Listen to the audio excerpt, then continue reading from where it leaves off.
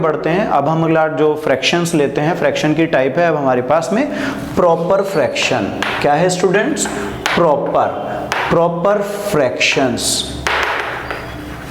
Proper fractions कौन सी forms होती हैं? अभी फ्रैक्शन तो हम जानते हैं भाई P अपॉन Q होना चाहिए, तो प्रॉपर फ्रैक्शन में Q की वैल्यू P से ज्यादा होनी चाहिए। जो डिनोमिनेटर पार्ट है वो ऊपर वाले पार्ट से ज्यादा होना चाहिए। जैसे मैं एग्जांपल में अगर लिखना चाहूं तो मैं लिख सकता हूं 2/3, 5/7, 3/11, इस तरह की चीजें कि आप देखेंगे नीचे की चीज ज्यादा है, ऊपर की चीज कम है।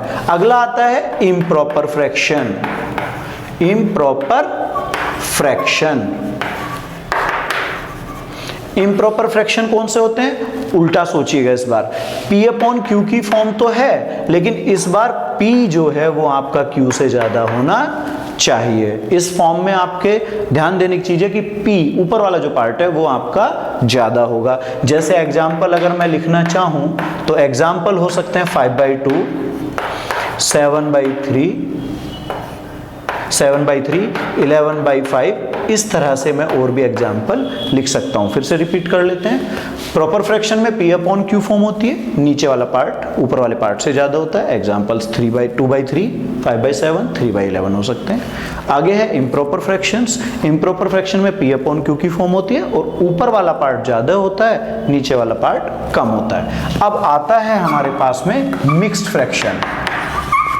मिक्स्ड फ्रैक्शंस, मिक्स्ड फ्रैक्शंस कैसे होते हैं? जो इम्प्रॉपर फ्रैक्शन थे ना ये वाले, इनको आप डिवाइड करके और दोबारा जो नई फॉर्म बनाएंगे, जैसे 5/2 है, इसको मैं लिख सकता हूं 2 टाइम तो कंप्लीटली डिविजिबल है, रिमाइंडर आपका 1 आएगा और जो डिवाइड में ले रहा था जो डिनोमिनेटर पार्ट है वो मैं ऐसे लिख सकता हूं। सपोज ऐसे ही मैं अगर 11/5 का करना चाहूं तो मैं कैसे लिखूंगा? 2 टाइम तो कंप्लीटली डिविजिबल है वो, रिमाइंडर आया 1 और नीचे क्या रह गया? 5 रह गया। ऐसे ही मान लीजिए 15/4 करना है मुझे, तो ये आपका 3 टाइम तो कंप्लीटली डिविजिबल है और फिर रिमाइंडर 3 रह जाएगा और अपॉन में 4। इस तरह की जो फॉर्म्स हैं इनको बोलते हैं हम मिक्स फ्रैक्शंस। अगला है कंपाउंड फ्रैक्शन। कौन सा है अगला? Compound fraction. कंपाउंड फ्रैक्शन कौन से होते हैं? Compound fractions.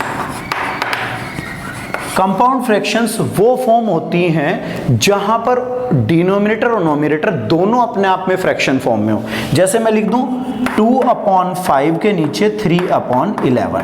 ये ध्यान देने वाली चीज है कि ये जो ऊपर वाला P है वो भी फ्रैक्शन फॉर्म में है और जो नीचे वाला Q है वो भी फ्रैक्शन फॉर्म में है। तो इस तरह की फॉर्म्स जो होती हैं, जो ऊपर भी आपको दिख रहा होगा कि ऊपर वाला पार्ट ही फ्रैक्शन में है, नीचे वाला भी फ्रैक्शन में है, इन दोनों को मिलाकर के जो नई फ्रैक्शन बनी इसे बोलते हैं कंपाउंड फ्रैक्शन।